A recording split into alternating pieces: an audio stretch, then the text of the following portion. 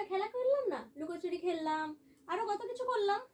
তারপরে সেই দিদি ভাইয়া এলো, পড়ালাম তাকে, তুমি বললে কত কিছু। এই যে আমি শ্বশুরবাড়ি চলে যাবো, মন খারাপ করবে? করবে? দিদুনকে এসে বলবে তাহলে যে দিদুন মিমিকে আসতে বলো, তাহলে আমি তখনই ছুটতে চলে আসবো। কবে? তুমি যখন এসে বলবে তখনই আসবো। কালকেই তো বলবো। কালকেই বলবে? আমি কালকে বাড়ি চলে যাবো, তুমি কালকেই বলবে? আচ্ছা, কি বলবে? ভুলে গেছি কেন? তুমি বলবে মিমি আসো। লাগছে আমার। মিমিকে কে বিয়ে করে নিয়ে চলে গেছে? মেসো। হ্যাঁ, মেশোকে বলবে মিমিকে দিয়ে যাও আমাদের এখানে, মিমি থাকুক এখানে, বলবে। মেসোকে বকতে পাও? মেশোকে বকবো কেন? মেসো সবসময় বিয়ে করে বললে।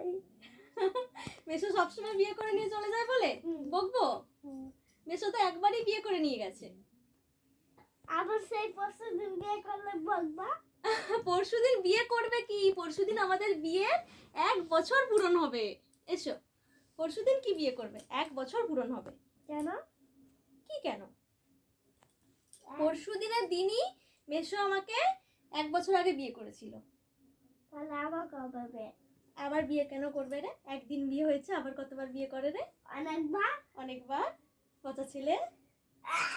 এখন কি শ্বশুর বাড়ি খুলে না?